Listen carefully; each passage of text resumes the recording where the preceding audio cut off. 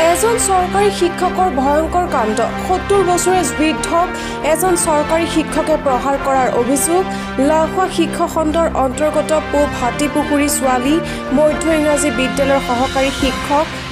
গুলজাৰ হুছেইনৰ বিৰুদ্ধে অভিযোগ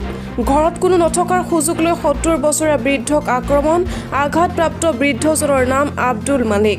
আব্দুল মালিকৰ লগত শিক্ষক গুলজাৰ হুছেইনৰ পূৰ্বৰ পৰাই ঘৰুৱা কাজিয়া আছিল বুলি জানিবলৈ দিয়ে মালিকৰ পৰিয়ালৰ লোকে ৭০ বছৰীয়া মালিকক স্থানীয় লোকৰ সহযোগত ৰূপহী মডেল হাস্পতাললৈ লৈ যায় যদিও অৱস্থা অতি সংকটজনক হোৱাৰ বাবে নগাঁও মেডিকেল কলেজ হাস্পতাললৈ প্ৰেৰণ কৰে ঘটনা সন্দৰ্ভত ৰূপহীহাট আৰক্ষী চকীত এজাহাৰ দাখিল কৰে ভুক্তভোগীয়ে নগাঁৱৰ পৰা বিভূতি বৰাৰ ৰিপৰ্ট বতদ্ৰোৱা লাইভ হয় আজি ৰাতিপুৱা মোৰ ঘৰত আপোনাৰ চৰকাৰী শিক্ষক গুলজাৰ হুছেইনে মোৰ দেউতা আপোনাৰ বয়বৃদ্ধ এজন ৭০ বছৰ ঊৰ্ধত তেখেতক মানে বেয়াকৈ মাৰপিট কৰিছে খুব লজ্জাজনক ঘটনা আমি গম পাই লগে লগে আহিছোঁ আৰু স্থানীয় ৰাইজৰ তৎপৰতাত আৰু ৰূপহী আপোনাৰ মেডিকেলত আনিলোঁ আনাৰ পিছত ইয়াৰ পৰা আপোনাৰ ৰেফাৰ দিলে নগাঁও মেডিকেল কলেজলৈ তাৰ পৰা আকৌ গুৱাহাটী ৰেফাৰ দিছে যদিও বৰ্তমান তেখেতক ডিউ কেয়াৰত এডমিশ্যন দিয়া হৈছে তাতে তেখেতৰ চিকিৎসা চলি আছে আৰু ৰূপহী থানা ভাৰপ্ৰাপ্ত আৰক্ষী মহোদয়ক অৱগত কৰাইছোঁ আৰু এখন এজাহাৰ দিছোঁ এতিয়ালৈকে মানে পুলিচ ইনভেষ্টিগেশ্যন হোৱা নাই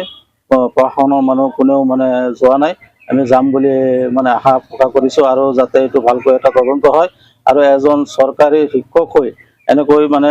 অভণ্ডামি গুণ্ডামি কৰাৰ পয়াটো ক'ত পালে শিক্ষকৰ আদৰ্শ যিটো থাকিব লাগে এইটো ইয়াৰ মাজত নাই এওঁ মাজে মাজে শুনিছোঁ তেখেতৰ দেউতাকক মাতৃক মাৰপিট কৰে যিটো সময়ত মুখ্যমন্ত্ৰীয়ে চৰকাৰী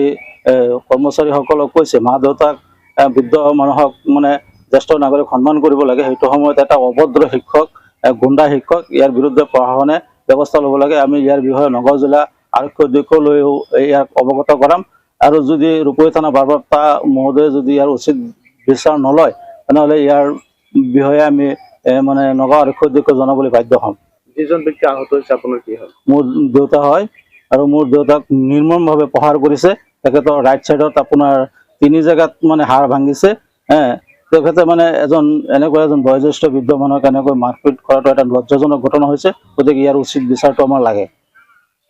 অকলে মাৰিছে ল'ৰাটো মানে খুব মানে আপোনালোকে নিশ্চয় ফটোত চাব শকতকৈ শক্তিশালী ল'ৰা আৰু মোৰ দেউতা যিহেতু এজন বৃদ্ধ মানুহ তেখেতক মানে কোনো নথকাৰ সুযোগ লৈ নিৰ্মমভাৱে প্ৰহাৰ কৰিছে পিছত ঘৰৰ মাইকী মানুহবিলাকে চিঞৰ বাখৰ কৰাত স্থানীয় মানুহে আহি মানে ৰক্ষা কৰে একেবাৰে মানে মাৰিব পেলাব বিচাৰিছিল প্ৰাণ নাশ কৰিব বিচাৰিছিল আৰু